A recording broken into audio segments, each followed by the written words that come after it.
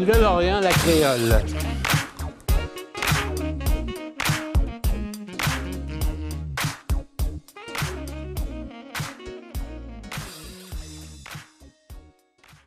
Alors, pourquoi créole?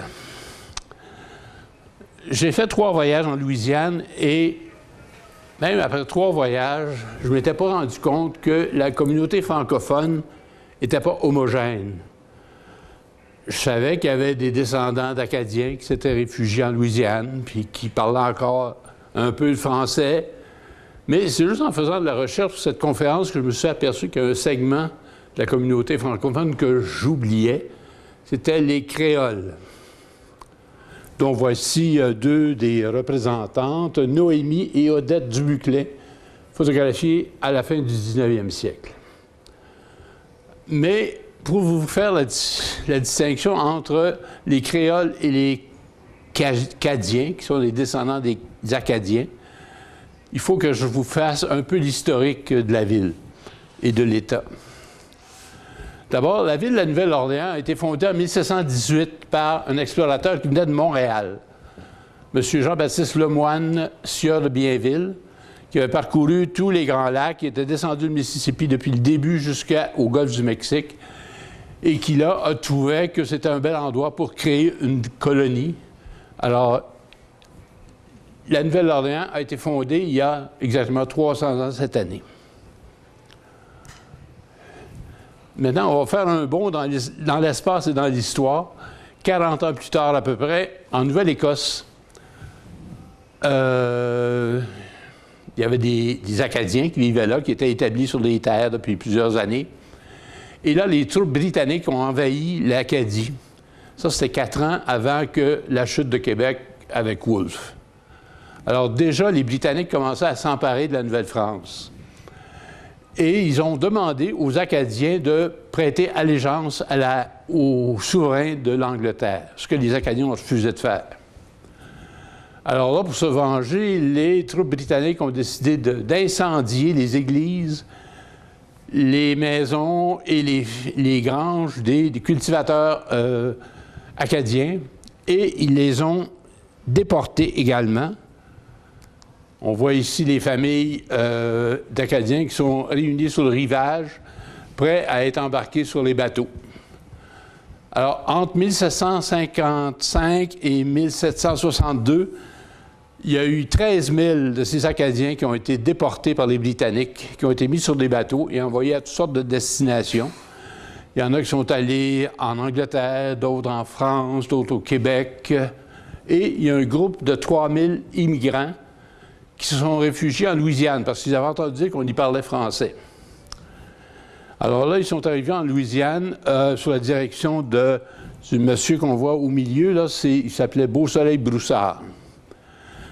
Alors, ils ne sont pas allés s'établir à Nouvelle-Orléans parce que la Nouvelle-Orléans, c'était un lieu où il y avait des plantes. Il y avait déjà 10 000 personnes qui habitaient à la Nouvelle-Orléans quand ils sont arrivés là-bas. Parce que ça a été fondé en 1718, on est rendu en 1760 à peu près.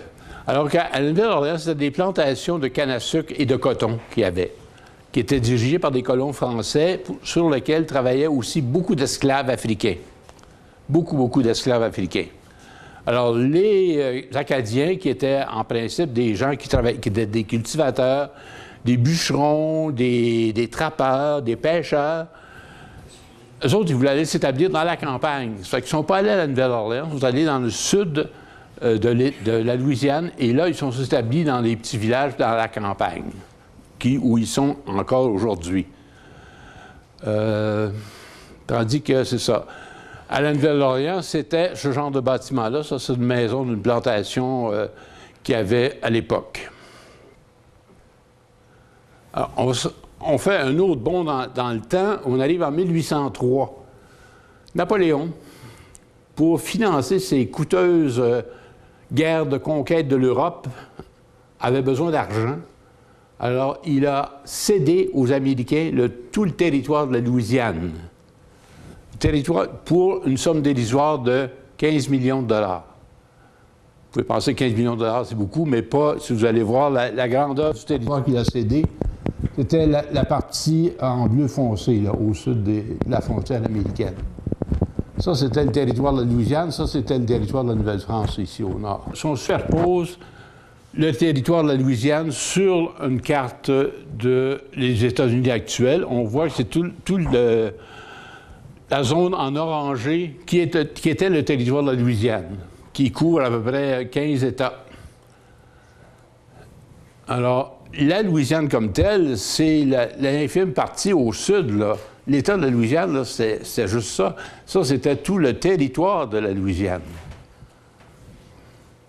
En 1804, l'année suivante, en Haïti, où il y avait également beaucoup de plantations de canne à sucre, les esclaves se sont révoltés contre leurs maîtres français et ils ont fait l'indépendance d'Haïti sous la direction de M. Toussaint Louverture qu'on voit ici. Alors, qu'est-ce qui est arrivé? C'est que devant le fait de l'indépendance d'Haïti, beaucoup de gens ont voulu quitter Haïti. Entre autres, il y a 9000 personnes qui sont parties d'Haïti qui ont émigré à la Nouvelle-Orléans. Sur les 9000 personnes, il y en avait 3000 qui étaient des colons blancs, avec 3000 de leurs esclaves, et il y avait également 3000 personnes qui étaient des gens de couleur affranchis, comme on dit. C'était des anciens esclaves qui avaient acquis leur liberté. Alors, ces 9000 personnes sont allées grossir les gens qui étaient déjà à la Nouvelle-Orléans. Bon. On fait un autre saut dans le temps, on arrive à la guerre civile américaine qui a duré de 1860 à 1865, qui opposait les États du Nord et les États du Sud. Évidemment, la Louisiane était du côté des États du Sud.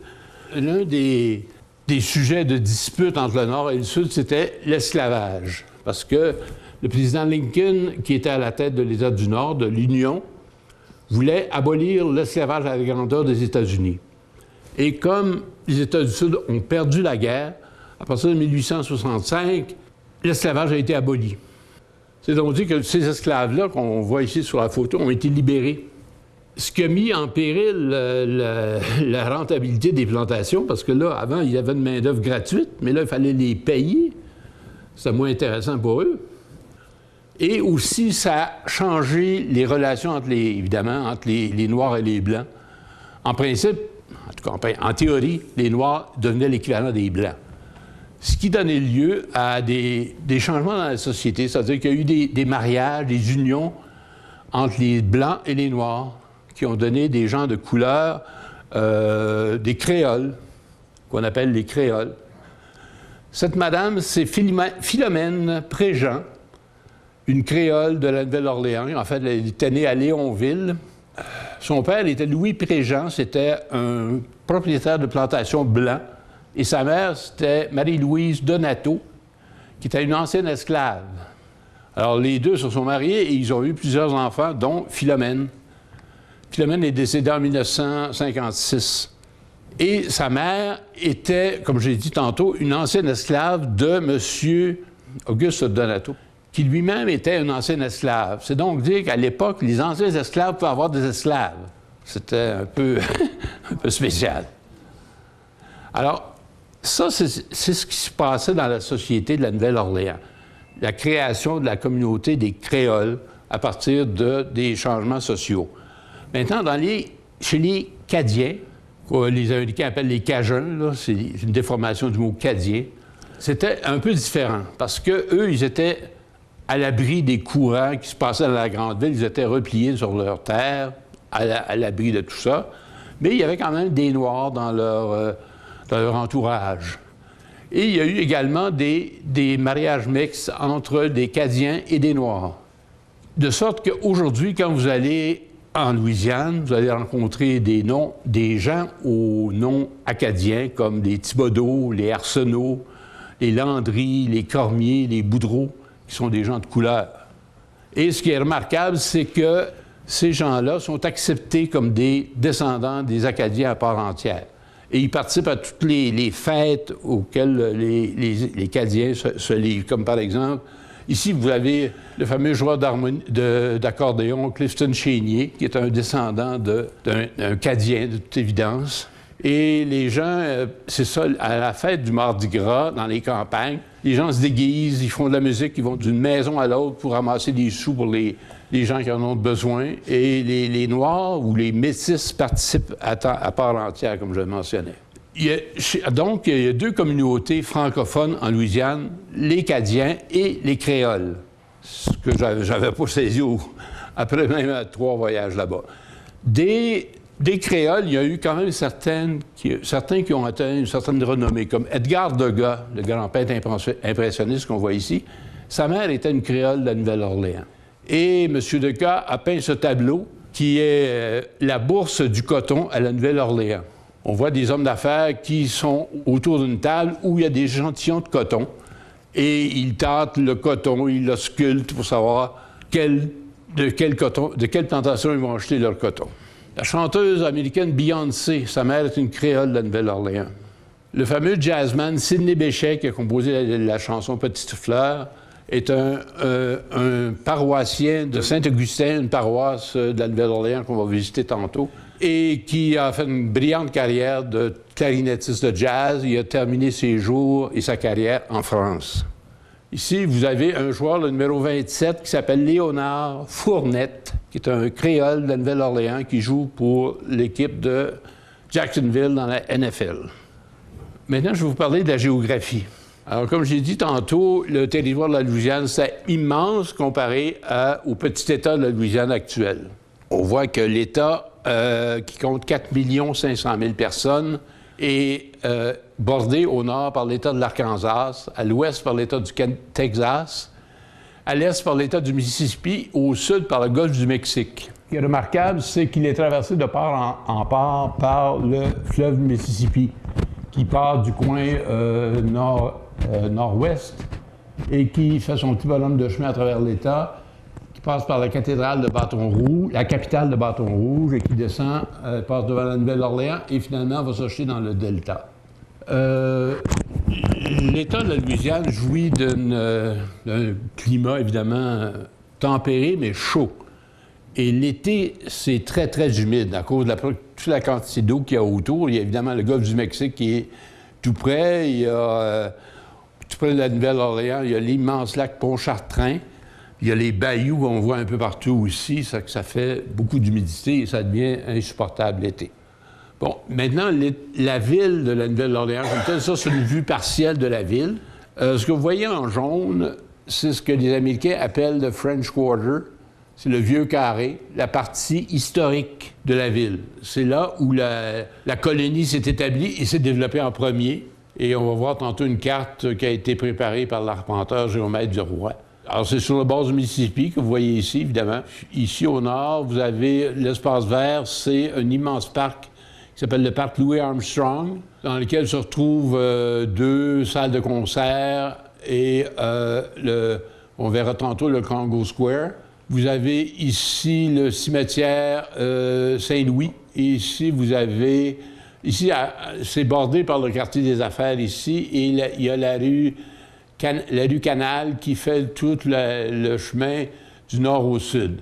Ici, c'est le Superdome, l'espèce d'immense stade couvert dans lequel se sont réfugiés lors de l'ouragan Katrina de 2005, les gens qui avaient été inondés.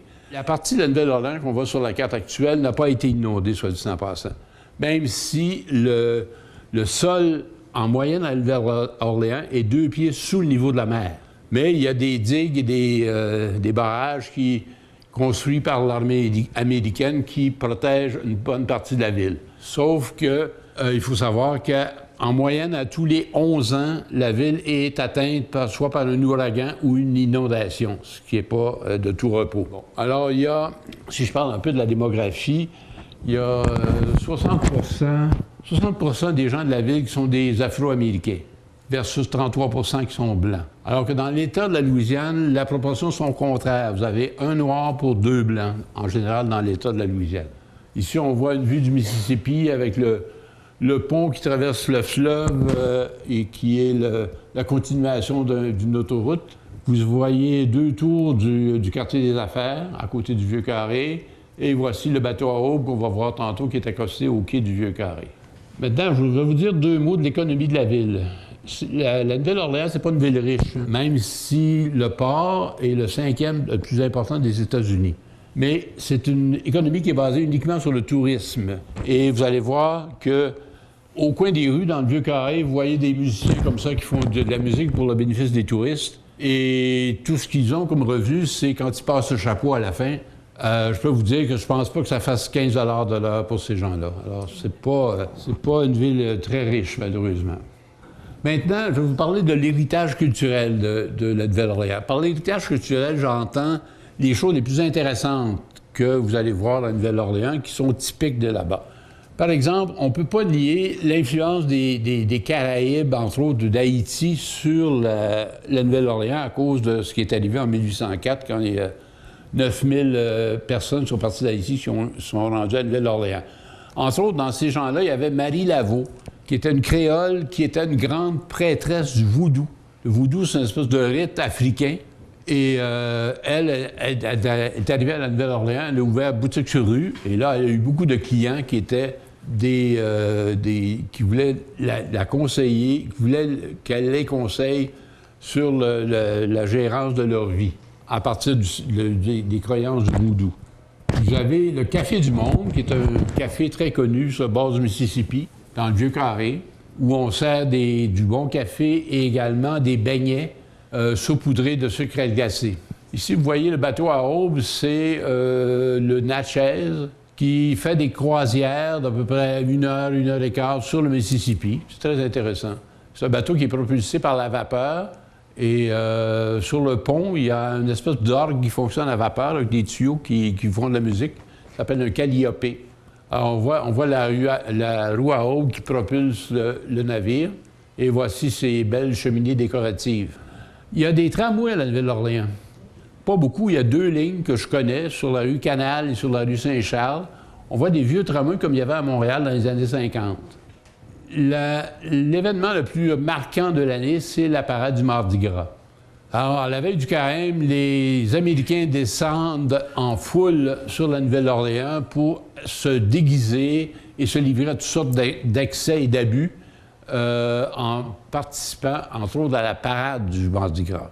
Et on voit ici des fêtards sur les balcons qui lancent des colliers aux gens qui sont sur la rue Bourbon.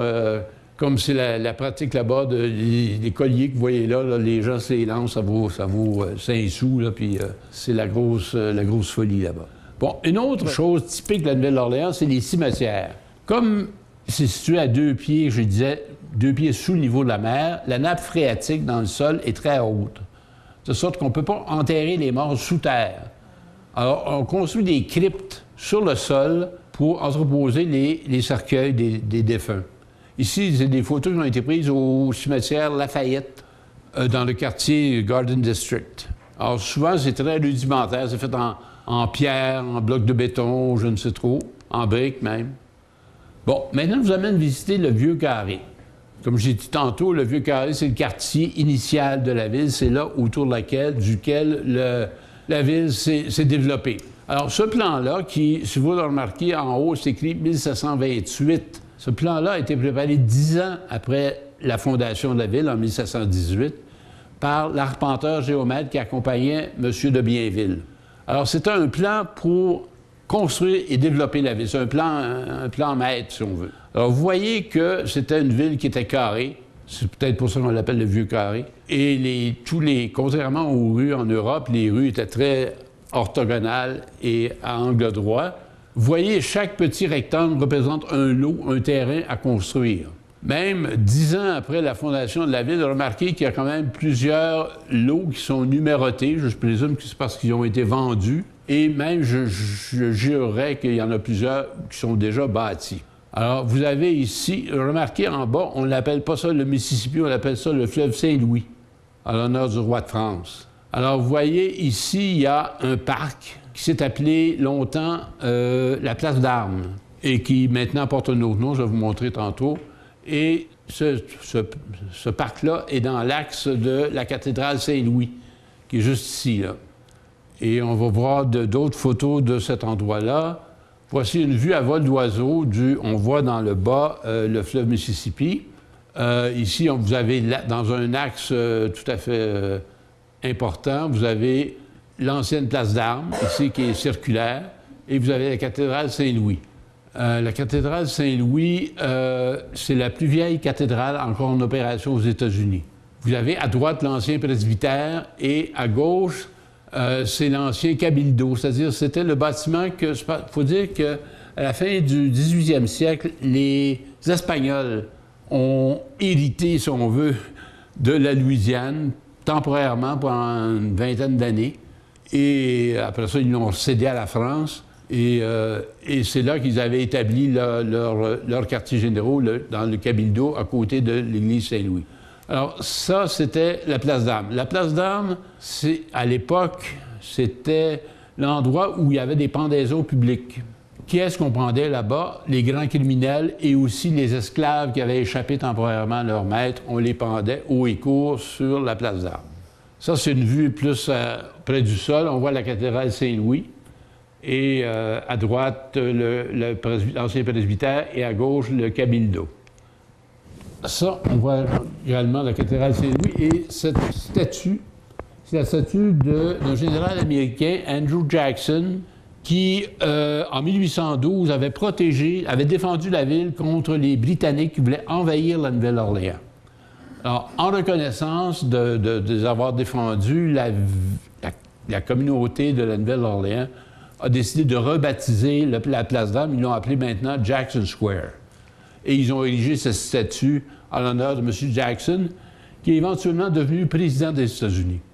Ici, on voit le clocher de l'église Saint-Louis. Ici, vous voyez l'intérieur de l'église, où vous remarquez des drapeaux qui ont une signification historique. Vous avez le drapeau de l'Espagne, de la Grande-Bretagne. Ici, c'est la chaire. Et remarquez la coquille au-dessus de la chaire. Ça veut dire qu'on n'est pas loin de la mer. Hein? Ça, c'est le maître-autel. L'église est construite dans un style néoclassique avec ses colonnes ioniques et son pédiment et son architrave. Ici, c'est une vue de l'ancien presbytère qui est devenu, comme on peut le voir, un musée de l'État de la Louisiane. C'est construit dans un style néoclassique. On voit avec les colonnes. Les colonnes néoclassiques, le pédiment, l'architrave et le toit à la française, le toit mansard ici, avec de fausses lucarnes dans le toit. Ici, c'est le cabildo qui est de l'autre côté de l'église, qui est construit tout à fait dans le même style. Et en plus, sauf qu'il y a un clocheton sur le toit. Les gens de la Nouvelle-Orléans sont très faciles d'approche, comme vous pouvez voir. Ma conjointe s'est trouvé un boucher à son goût. Et moi, je n'ai pas été en reste. J'ai trouvé une rencontre gentille maraîchère qui allait apporter ses fruits au marché. Et voilà, sur le bord du Mississippi, il y a le French Market, qui est un marché de fruits et légumes, un peu comme on a ici. Et vous remarquez ici l'enseigne Creole Tomato Festival. Tout en Louisiane est soit créole ou cajun. Ça, faut s'y attendre. Évidemment, le vieux carré, c'est peuplé ça fourmille de vieux bâtiments. Et évidemment, il faut les restaurer de temps à autre, ce qui est en cours sur ce bâtiment-là en question. Ici, je travaille en français. On travaille le revers maintenant. Moi, je travaille en français. Au Québec, on travaille en français. Un message d'impératif français. Merci, madame, et bonne fin de journée. Moi, je travaille en français. Dans mon dépannage, je travaille en français. Au Québec, on travaille en français. Un message d'impératif français. On va regarder au show. Moi, je travaille en français. Merci Martine. Au bureau, je travaille en français. Au Québec, on travaille en français. Un message d'impératif français. Le samedi matin, dès 9h30, nos téléspectateurs sont invités au Super Bingo télévisé diffusé de nos studios de Berthierville. Un montant de 600 $ est disponible chaque semaine lors de cette joute de bingo télévisé. Un animateur et 3 bénévoles se succèdent à la caméra de CTRB dans le but de vous faire passer une petite heure agréable et payante le samedi matin. On peut se procurer les cartes de jeu chez les dépositaires autorisés participants à Berthierville, le dépanneur Formule 1, rue Gilles Villeneuve, le marché IGA Extra sur la rue Gabriel Brissette, chez Métro, rue Notre-Dame, la pharmacie Brunet, rue Frontenac, le garage Pétroté sur la rue Gilles-Villeneuve. Et à Saint-Ignace-de-Loyola, le marché Aldo rang Saint-Michel. Le dépanneur Le Magasin Esso sur le chemin de la Traverse. Un rendez-vous tous les samedis matins à 9h30 sur les ondes de CTRB, votre télévision régionale et communautaire. Ça, c'est l'ancien couvent des Ursulines. Comme à Québec, les Ursulines ont un couvent à la Nouvelle-Orléans, du moins ils l'avaient. Et en 1726, seulement 8 ans après la fondation de la colonie, les Ursulines sont partis de France. Ils sont venus à la Nouvelle-Orléans pour diriger un hôpital et s'occuper de l'enseignement aux jeunes filles, comme ils font à Québec. Ah, mais là, maintenant, ils ne sont plus dans ce bâtiment-là. Ils sont déménagés à l'extérieur du Vieux-Carré. Ce bâtiment-là, actuellement, c'est le centre des archives de l'archidiocèse de la Nouvelle-Orléans. Ça, j'ai réussi à mettre la main sur ce document qui montre, à la fin du 19e siècle, combien ça coûtait pour envoyer votre jeune fille au couvent des Ursulines. Alors, l'année scolaire durait 10 mois par année, de début octobre à la fin juillet. Pour loger, nourrir, votre jeune fille, en plus, avait ses cours en anglais et en français, des cours de petits points, de tapisserie, tout ça pour 18 $ par mois. Et si vous vouliez qu'elle suive, par exemple, des cours de piano, c'était 8 $ de plus par mois. Et si vous vouliez qu'elle suive des cours de chant, c'était 3 $ de plus par mois. Et tout avait un prix. Si vous pouviez faire un programme à la pièce. Ici, c'est un bâtiment typique du Vieux-Carré, c'est-à-dire un bâtiment qui a été transformé en bar avec des clients qui sont établis à l'étage, sous le parasol. Il y a 3800 personnes qui habitent dans le Vieux-Carré, en grande partie dans des maisonnettes de bois, comme on voit ici, d'un étage, un étage et demi. On verra tantôt le type d'habitation, on appelle ça des cottages créoles. Il y a des bâtiments plus hauts, de 3 étages, qui sont, eux, en briques, avec un toit très accentué et des lucarnes dans le toit. Et ça, c'est une statue de Jeanne d'Arc, parce que Jeanne d'Arc était la pucelle d'Orléans. Alors, Orléans, Nouvelle-Orléans, la France a décidé de donner une statue de Jeanne d'Arc à la Nouvelle-Orléans, une belle statue dorée.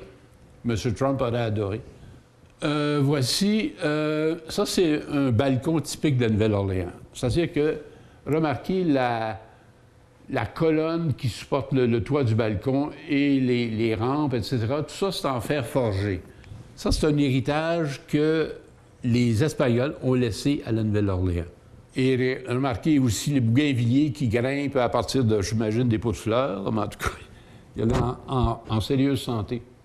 Bon, avant de faire notre voyage, ma conjointe et moi, on avait vu dans un guide touristique qu'il y avait une paroisse catholique, tout juste au nord du Vieux-Carré, à deux enjambées du Vieux-Carré, qui avait été fondée par des créoles francophones au 19e siècle. Et on pouvait aller assister aux messes le dimanche. Effectivement, on est arrivé là, et la moitié de l'auditoire, c'était des touristes comme nous.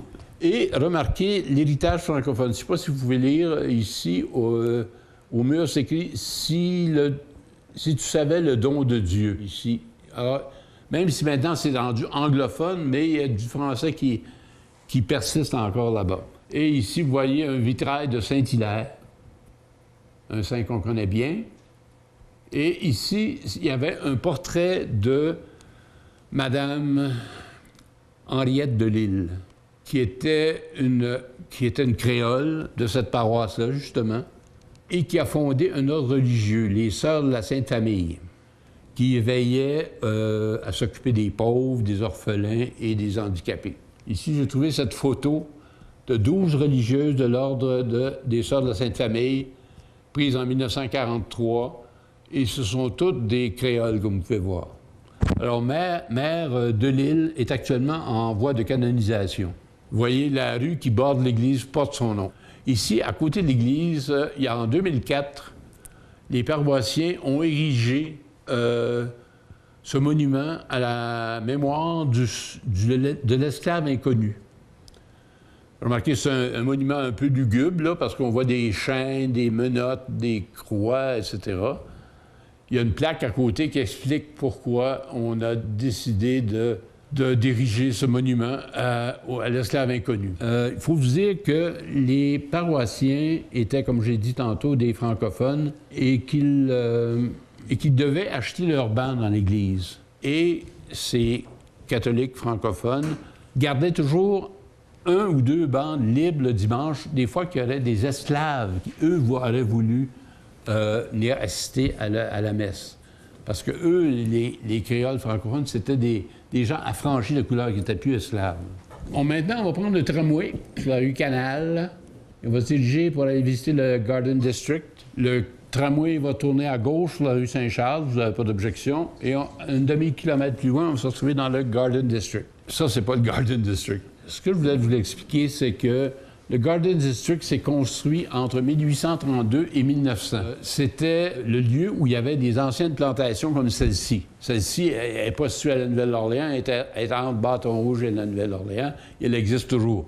Mais ça, je vais vous montrer qu'il y avait ce type de plantation-là à l'endroit où se trouve maintenant le Garden District. Alors, comme je l'expliquais tantôt, suite à l'abolition de l'esclavage, la rentabilité des plantations est devenue beaucoup plus difficile et aléatoire. Alors, les propriétaires de plantations, des fois, quand ils étaient en difficulté financière, ils ont décidé de vendre des lots, de subdiviser leur terrain. Ils vendent des lots pour les gens pouvaient se construire. Il y avait des riches Américains à l'époque qui voulaient se construire là-bas. Ils ne voulaient pas aller côtoyer les créoles dans le Vieux-Carré. Non. Ils voulaient se construire eux-mêmes. Il y avait l'idée à ce moment-là de la cité-jardin avec toutes sortes de fleurs et d'arbres qui étaient dans l'air. Et les gens, quand ils sont allés se construire dans le Garden District, ont perpétuer cette idée-là. Alors, regardez ce qu'on voit aujourd'hui, c'est vraiment le quartier chic de Nouvelle-Orléans. Des grosses maisons, beaucoup de végétation, de fleurs et des arbres de toutes sortes. Remarquez une belle maison victorienne avec ses bay windows. Le Garden District, c'est le plus bel ensemble de maisons de cette époque-là dans le sud des États-Unis. Ils sont toutes bien conservés en part de ça. C'est vraiment très agréable à visiter. Vous voyez ici une balançoire très invitante. Ici, une autre maison à colonne. Remarquez, la haie est taillée au poil. Hein. Ça, c'est encore là une maison avec les fers forgés sur les balcons, à l'espagnol. Il y a des gens, évidemment, ce sont des gens très en moyens, parce que c'est un quartier très cossu. Il y a quelques vedettes d'Hollywood qui habitent à la Nouvelle-Orléans. Dans ce quartier-là, il y a Sandra Bullock, Nicolas Cage et John Goodman qui habitent dans ce quartier-là.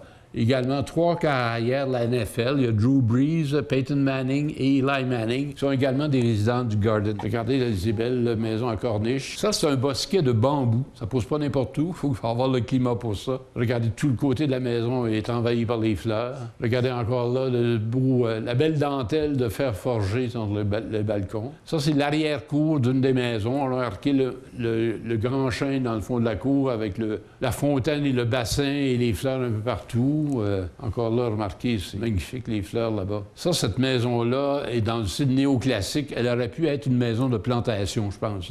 C'est dans l'idée que je me fais, là. Ça pouvait avoir l'air de ça, une maison de plantation. Ce qui est remarquable en Louisiane, c'est les chênes. Les chênes sont énormes. Regardez ceux-ci, là. Regardez les racines hors terre qui poussent. Ils sont en train de manger le trottoir, littéralement. Ça, c'est une jolie Québécoise que j'ai photographiée qui était adossée à un de ces chênes-là. Ça, c'est des maisonnettes qu'on retrouve dans le Vieux-Carré. Des maisons qui étaient habitées par les créoles francophones au 18e et au 19e siècle. C'était ce qu'on appelle des cottages créoles. C'était des bâtiments d'1 étage et demi, recouverts de bois, avec un toit à 4 versants. Et toujours sur la façade, il y avait 4 ouvertures. On voit ici, il y a 2 portes et 2 fenêtres à volets, évidemment. Et vous allez voir d'autres maisons de ce type-là. Vous voyez, ici, c'était également des cottages créoles, mais avec un balcon devant. Des balcons avec des poteaux tournés. Ça, c'est une autre maison, cottage créole, à droite. Voilà les deux cottages créoles côte à côte. C'est très joli. Ici, c'est un autre type de maison.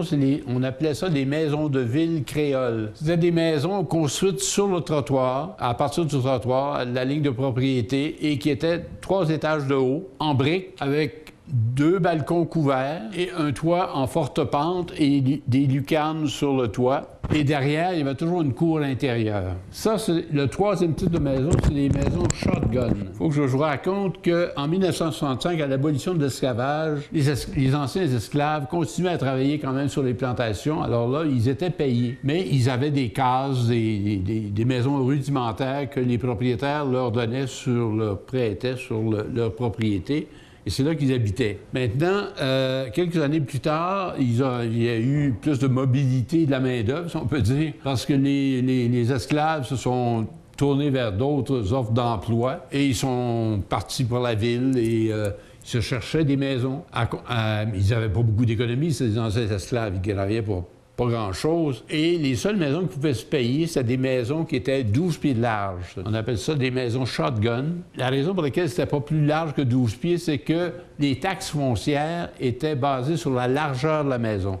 Plus votre maison était large, plus vous payiez de taxes. Alors, eux, ils se sont dit, on va se limiter à 12 pieds, on va les faire en profondeur. Alors, vous voyez une maison shotgun ici, c'est tout en profondeur. Vous aviez sur la façade principale une porte et une fenêtre. Il y avait une porte dans l'autre extrémité. Alors, quand vous voulez faire des courants d'air, il ouvrait une porte en avant puis une porte en arrière et l'air circulait. Et il n'y a évidemment pas de corridor dans ces maisons-là parce que 12 pieds de large, si vous faites un corridor, il ne reste plus grand-chose. Ça fait que c'était toutes des pièces en enfilade. Vous passez du salon à la salle à manger, à la cuisine et à la chambre derrière. Et voici une très jolie maison shotgun qui a été rénovée de toute évidence et qui a été repeinte dans des tons tout à fait jolis. Il y avait toujours un avant-toit qui avançait pour protéger la façade. Souvent, des fois, même, les maisons shotgun étaient jumelées. Alors, vous avez ici deux maisons côte à côte qui fait un total de 24 pieds de large. Le quatrième type de maison, c'est des maisons à double galerie et colonnes. Ici, on voit une maison du très chic Garden District où vous avez deux balcons, deux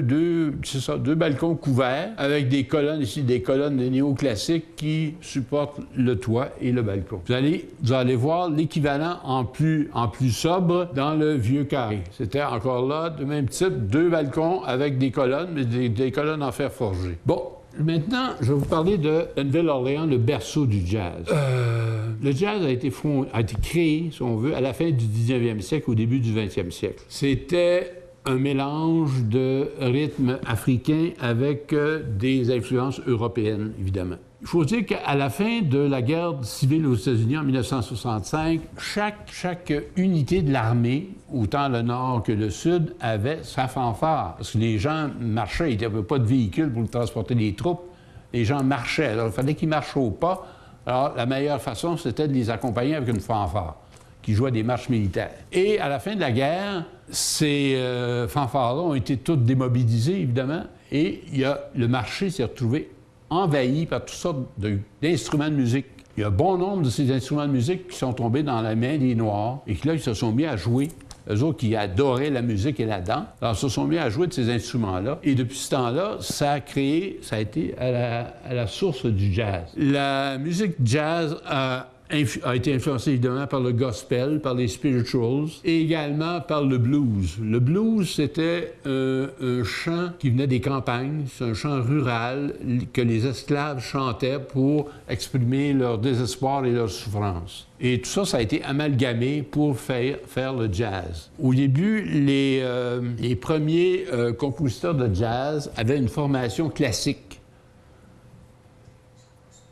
Il y a partout du jazz à Nouvelle-Orléans, dans les rues. Là. Ça ne va pas à courir après, on vous court après avec la musique. Il y en a partout. Ce monsieur, c'était Scott Joplin, qui était un des premiers compositeurs de jazz. Scott Joplin, le soir, pour gagner sa croûte, il jouait du ragtime dans un hôtel. Et dans ses loisirs, il composait des opéras. C'est pour dire qu'il avait une formation classique. Un des premiers orchestres de jazz qui a été créé, c'est l'orchestre de King Oliver, qu'on voit ici à la trompette. Remarquez les costumes et l'habillement un peu de cultivateurs ou de moins rural des musiciens. Ils sont en salopette, en chapeau de paille. Comme je disais tantôt, le blues, ça venait de la campagne. Ici, vous voyez le fameux légendaire Louis Armstrong, qui est un enfant de la Nouvelle-Orléans, qui a fait partie de l'orchestre de King Oliver qu'on a vu tantôt, à ses débuts, et qui est devenu une grande star internationale. C'est M. Louis Armstrong, qui est originaire de la Nouvelle-Orléans. C'est un fils de la Nouvelle-Orléans. Et à la Nouvelle-Orléans, Nouvelle-Orléans, il y a le parc Louis Armstrong. L'aéroport international de la Nouvelle-Orléans s'appelle Louis Armstrong également. Au début du siècle, il y avait le conseil municipal de la ville de Nouvelle-Orléans a décidé de concentrer dans un petit district, je pense pour mieux les contrôler, tous les débits de boissons, les maisons de jeux et les bordels. Alors, ça s'est appelé Storyville, ce petit quartier-là, où il y avait tous ces établissements-là. Et chaque établissement avait son orchestre de jazz, parce qu'il fallait amuser et divertir la clientèle. Alors, ça a donné beaucoup de travail aux musiciens de jazz, et ça n'a pas créé le jazz, mais ça l'a aidé à prospérer, mettons. Il y avait ce genre de spectacle-là dans ces boîtes-là. En 1921, la ville, je ne sais pas ce qui est arrivé au juste, mais la ville a décidé de fermer Storyville. Et là, les musiciens de jazz sont tous retrouvés au chômage, pratiquement. Alors là, ils ont quitté la Nouvelle-Orléans, ont émigré vers Chicago, qui, elle, à son tour, est devenue la deuxième capitale du jazz. Vous voyez, il y a des musiciens de rue, là, au coin des rues qui s'installent, qui jouent à s'époumoner pour quelques sous. Ça, c'est des musiciens devant la cathédrale de Saint-Louis. Voici ma conjointe qui aime bien chanter et danser. La voilà encore. Tout ce qu'elle craignait, c'était les paparazzis. Elle ne voulait pas être reconnue. Elle a mis ses verres fumés et même elle voulait bloquer l'objectif. Alors, c'est vraiment une espèce de joie de vivre là, qui émane de ces musiciens-là. Là. C'est vraiment toute beauté à voir. Et on voit que les gens font ça avec plaisir, dans la joie. À la fin, évidemment, on passe le chapeau, pour ainsi dire, auprès des touristes. Cette maison-là, vous pouvez penser peut-être que c'est un taudis. C'est sur la rue Saint-Pierre, dans le Vieux-Carré. C'est la Mecque du jazz. Ça s'appelle Preservation Hall. C'est une boîte de jazz qui est vouée à la conservation et la préservation du jazz d'origine de la Nouvelle-Orléans, le Dixieland. À tous les soirs, là les portes sont fermées. À tous les soirs, les gens font la queue sur la rue Saint-Pierre pour aller entendre du jazz. Et ça se fait, c'est une boîte, il ne sert aucune boisson et aucune nourriture. Les gens vont là pour assister religieusement à du jazz, tel que c'était joué à l'origine. Alors, vous allez voir, les musiciens s'installent tout simplement sur des chaises droites et le public est devant eux à 2 pouces et eux aussi assis sur des chaises. Quand il n'y a plus de chaises, les gens s'assoient par terre. C'est fait vraiment à la bonne franquette et en toute simplicité. C'est très, très agréable et très authentique. Ici, vous voyez la statue plus que grandeur nature de Louis Armstrong dans le parc du même nom. Vous voyez la trompette à la main et le mouchoir dans l'autre avec lequel il s'épongeait. Ici, c'est un buste de Sidney Bechet, le clarinettiste, qui était un paroissien de l'église Saint-Augustin qu'on a vu un peu plus tôt et qui a fini sa carrière en France.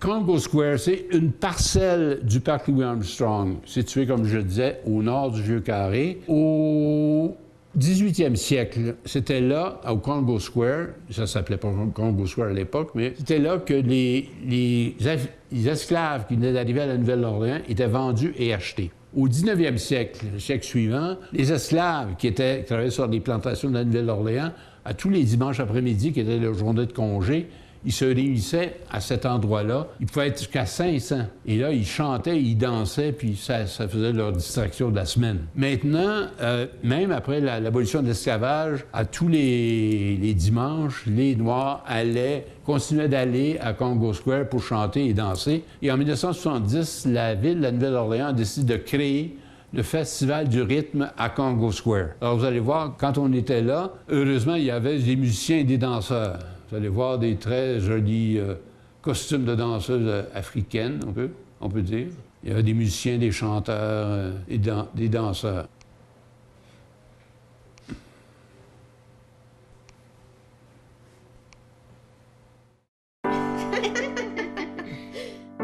Jean-Simon, c'est mon premier petit bébé, donc là, enceinte, on ne demande pas le sexe du bébé, on veut pas savoir, on veut que ça soit une surprise. C'est beau, hein? Donc, à l'accouchement, c'est un garçon, surprise, on est content, beau bébé. Finalement, à un moment donné, Jean-Simon, il y a une petite problématique. On s'est fait dire qu'il manquait le péroné, donc un os, l'os à côté du tibia. Puis là, c'est quand on est revenu de l'hôpital. C'était tout souriant. On s'est retrouvés devant les 2 options, des allongements ou de l'amputation. C'était comme, à ce moment-là, la décision de notre vie, là. À partir du moment où on a pris la décision d'amputer Jean-Simon, on a dit « OK, on va de l'avant, puis on va faire tout ce qu'il faut pour que ça marche ». À l'école, un jour, un entraîneur nous a demandé si on était intéressés à aller jouer au football pour leur équipe, puis j'ai accepté. Quand j'ai commencé le camp, j'étais stressée parce que je portais des culottes courtes, puis j'étais le seul amputé. Puis on a fait les entraînements, puis ça s'est bien passé, puis j'ai été nommé corps arrière. Sur ma protège, j'ai le logo de mon équipe des commandeurs, puis je suis vraiment fière de porter les couleurs de mon équipe. Le corps arrière, c'est le chef d'orchestre de l'équipe, le leader, puis aussi il faut qu'il connaisse bien ses jeux. Moi, je me vois comme les autres parce que moi, j'ai appris à vivre avec mon amputation. Moi, j'aime ça l'hiver parce que je prends l'air, je joue, j'ai du fun, faire de la planche à neige, aller dans les montagnes, même s'il fait froid, ça me dérange pas. Depuis que je suis petit, je dois avoir eu environ une douzaine de prothèses. On a été mis en contact avec les amputés de guerre par le médecin qu'on avait rencontré. Donc, on a commencé à aller dans les séminaires pour essayer justement de comprendre, mais essayer aussi de donner le plus d'outils possible à Jean-Simon. C'est une entraide et un support incroyable que ça nous donne. Un séminaire, pour moi, c'est une place où il y a d'autres jeunes amputés que je peux jaser, jouer, puis faire des activités avec eux. Jean-Simon revenait de là, super de bonne humeur, de voir que aussi, par les amputés plus vieux, que la vie continue et la vie est belle. C'est sûr que quand tu habites dans une petite communauté, Jean-Simon, on s'entend que c'est le seul amputé du village.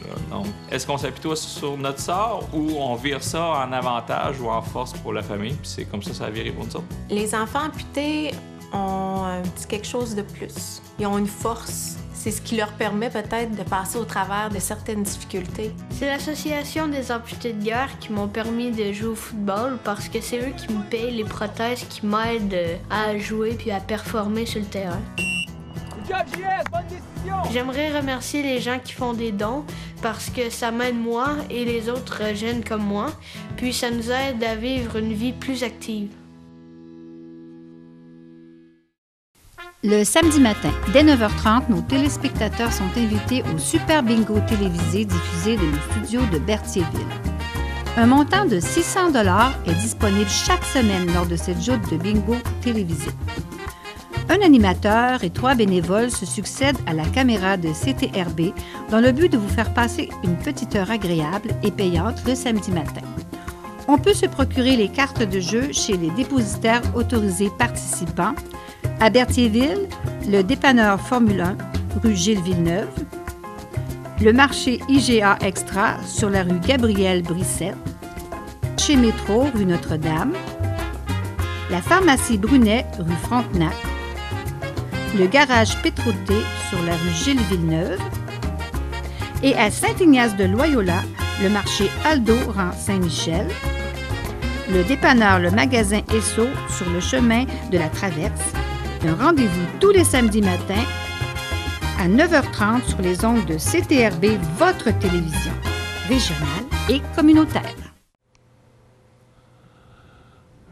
Le jazz n'était pas lié uniquement au spectacle, c'était lié également à la religion. J'ai pas de photo de ça, mais vous avez peut-être entendu dire qu'à des funérailles en Louisiane, les Noirs, ils suivent le cortège funèbre en jouant du jazz, avec des trompettes, des trombones, etc., de façon très respectueuse, mais c'est leur façon de rendre hommage aux défunts. Il y a également au mariage où il y a une influence du jazz.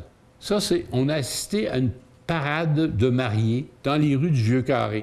Alors, on voit ici, en avant, il y a le tambour-major avec son ombrelle qui dirige la parade. Derrière elle, il y a des musiciens et derrière eux, il y a la mariée et son papa. Et vous allez voir, il y a un motocycliste, un policier qui dirige la circulation pour s'assurer que tout se passe de façon sécuritaire. Et voici la mariée avec son ombrelle qui défile dans les rues du Vieux-Carré. Et derrière, vous voyez les dames d'honneur en gris. Voici la mère de la mariée qui trinque elle aussi, et voici la jolie bouquetière. Je vais vous parler maintenant du français en Louisiane, et plus particulièrement à la Nouvelle-Orléans. Je ne sais pas si je vous ai dit tantôt que, selon des statistiques, il y a 91 % des résidents de la Nouvelle-Orléans qui parlent anglais à la maison, 4 % qui parlent espagnol, 2 % qui parlent vietnamiens et 1 % seulement qui parlent français. Quand on est à la Nouvelle-Orléans, surtout dans le Vieux-Carré, qui est le quartier touristique par excellence, on peut croire qu'on est dans un univers francophone. Parce que le nom des rues, tous les rues sont des noms français. La rue Dauphine, la rue Chartres, la rue Royale, la rue Rempart, la rue, je ne sais pas trop, Bourbon, etc. Et vous avez des enseignes aussi qui sont francophones. Mais la réalité, c'est qu'il y a à peu près personne à Nouvelle-Orléans qui parle le français. Si vous voulez parler français en Nouvelle-Orléans, en Louisiane, il faut aller dans les campagnes, il faut aller à Lafayette, entre autres, qui est la capitale francophone de l'État de la Louisiane. Alors, vous voyez ici le petit théâtre du Vieux-Carré. C'est très joli comme enseigne, sauf que c'est un théâtre où on ne joue que des pièces en anglais. Un conjoint et moi, on est allé voir une pièce de Tennessee Williams, Cat on a Hot Tin Roof, mais ça s'arrête là, c'est juste l'enseigne qui est en français. Vous avez une enseigne d'une ancienne pharmacie, qui est d'une autre époque, vraiment. Vous voyez une enseigne il y a une école bilingue dans le Garden District où les gens riches là-bas envoient leurs enfants pour apprendre une école moitié français, moitié anglais. Et à chaque année, ils font une fête pour ramasser des fonds pour l'école. Vous voyez des noms français un peu partout, là. Nadeau Furniture, Bourgeois Plumbing and Heating, Muriel's Bistro, Bouchard, qui est un armateur dans le port de la Nouvelle-Orléans. Mais ce sont que des noms, parce qu'il n'y a personne, comme j'ai dit, à Nouvelle-Orléans. Vous n'entendez pas parler français, sauf de la part de d'autres touristes comme vous. Pendant ce temps-là, dans la campagne louisianaise, ici, vous voyez une maison de Cadiens. Allez jusqu'en 1921, on parlait français et on enseignait le français à l'école dans les campagnes. En 1921, l'État a passé une loi interdisant l'enseignement du français dans les écoles. C'est-à-dire que les petits Cadiens qui se parlaient entre eux en français à la récréation étaient sévèrement punis. Alors, avec cette loi-là, les gens ont intégré le fait que le français, c'était comme une langue de seconde zone, inférieure de beaucoup à l'anglais. Alors, les écoles ont arrêté d'enseigner le français et les parents aussi ont arrêté d'enseigner le français à leurs élèves, à leurs enfants, auxquels ils parlaient en anglais. Alors, il y a eu plusieurs générations comme ça où l'assimilation s'est faite du français à l'anglais pour ce qui est des Cadiens. Et évidemment, des créoles aussi. Jusqu'en 1968, il y a un représentant au Parlement de Bâton-Rouge, M. Damongeau, qui a présenté un projet de loi qui a été adopté pour réintroduire le français dans les écoles louisianaises. Et ils ont créé un organisme pour voir à ça, ça s'appelait le CODOPHIL, le Conseil pour le développement du français en Louisiane. Ça fait donc 50 ans que le CODOPHIL existe. Au début, le CODOPHIL, pour pouvoir donner des cours de français dans les écoles, il fallait recruter des professeurs. Alors, comme il n'y en avait pas sur place, ils ont recruté à l'international. Il y a plusieurs Québécois, des gens de l'Acadie, des Français, des Belges, des Suisses, qui sont allés servir de professeurs en Louisiane pour les cours de français. Le CODOPHIL, ses bureaux sont situés à Lafayette, on va s'en dire. Vous voyez, un peu un effort de bilinguisation, tranquillement. Le mois dernier, il y avait le Congrès mondial de la francophonie en Arménie. Et à cette occasion-là, la Louisiane a été acceptée comme membre de la francophonie internationale. Alors, vous voyez le petit point vert ici dans la carte des États-Unis, ça, c'est la Louisiane qui maintenant fait partie de la grande francophonie, les 54 États et gouvernements francophones. C'est un pas en avant énorme pour la Louisiane, parce que ça va lui donner accès à des subventions pour l'enseignement du français et également des échanges de professeurs et d'élèves d'un pays à l'autre. Actuellement, en 2018, il y a 100 000 élèves qui étudient le français en Louisiane, dont 5 000 qui sont en classe d'immersion. C'est-à-dire, ce sont des jeunes comme ceux-ci, là, qui, de la maternelle à la 8e année, ont 50 % de leurs cours en français et 50 % en anglais. Dans les cours de français, on n'enseigne pas seulement le français, on enseigne les mathématiques et les sciences en français. Alors, si les jeunes veulent avoir leur diplôme à la fin de leurs études, il faut qu'ils connaissent bien le français. Et on voit ici des jeunes là, dont sur le T-shirt, c'est écrit « Beaujardin ». Alors, je pense qu'ils parlent très bien le français aussi. Et, vous allez voir, il y a des élèves un peu plus vieux, du niveau secondaire, qui sont également dans des classes en immersion, qui sont venus faire un stage au Québec l'été dernier pour voir comment c'était de pouvoir voir une société qui vit et qui prospère en français en Amérique du Nord. Parce qu'eux autres, c'est difficile à imaginer, les autres sont plus qu'envahis par l'anglais, là.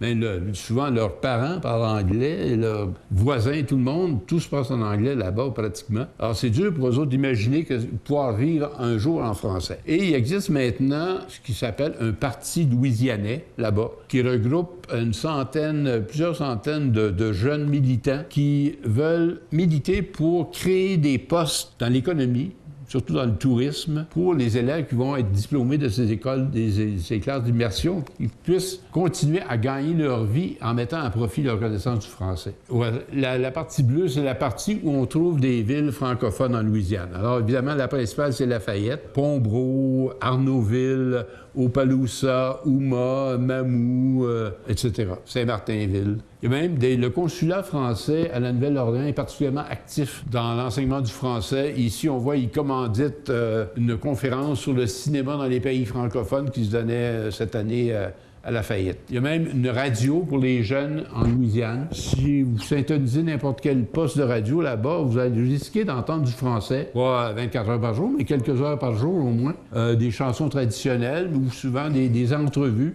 Je suis ami Facebook avec une ex-intervieweuse d'un poste de radio là-bas qui interviewait des artistes francophones comme Zachary Richard, etc.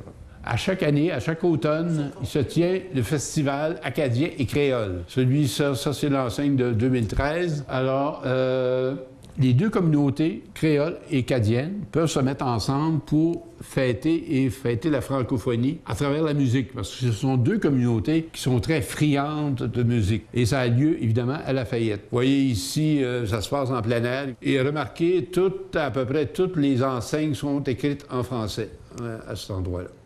Maintenant, je veux vous parler de la gastronomie. La Louisiane et la Nouvelle-Orléans en particulier, c'est l'endroit où on mange le mieux aux États-Unis, qu'on se le dise. C'est vrai parce qu'au cause de la tradition française et acadienne, qui ont des plats traditionnels, de façon de cuisiner vraiment très, très raffinés. Ici, je vais vous parler de quelques plats typiques. Ça, c'est le gumbo. C'est une épaisse soupe à base de légumes auquel on peut ajouter toutes sortes de choses, de la saucisse, du poulet, des fruits de mer, etc. C'est une espèce de ragoût épais. Alors, il existe plusieurs variétés de cette même recette-là, que ce soit créole ou cajun. Ça, c'est la jambalaya, une espèce de paella créole à base de riz, de poivrons, de crevettes. Oui, ça peut être au poulet aussi, toutes sortes de choses. Et c'est nappé de la fameuse sauce Tabasco, qui est produite en Louisiane, justement.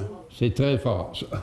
Ça, c'est des huîtres qui sont pêchées dans le bord sur les rives du golfe du Mexique. Ce sont des huîtres qu'on peut manger crues, mais sont très grosses, très charnues. Vous ne pouvez pas les manger en une seule bouchée, il faut les prendre à 2 bouchées. Et on peut aussi les manger préparés, comme des restaurants qui les préparent à la Rockefeller ou à la Bienville. Ça, c'est le fruit de mer préféré là-bas, c'est l'écrevisse, ou comme ils disent en anglais, le crawfish. Ça peut être préparé ici à l'étouffée avec du riz, des poivrons, de l'ail et du persil. L'animal préféré là-bas, c'est pas le bœuf, c'est le porc. Alors, ils mangent du porc en andouillette, ils font beaucoup de boudins blancs, etc.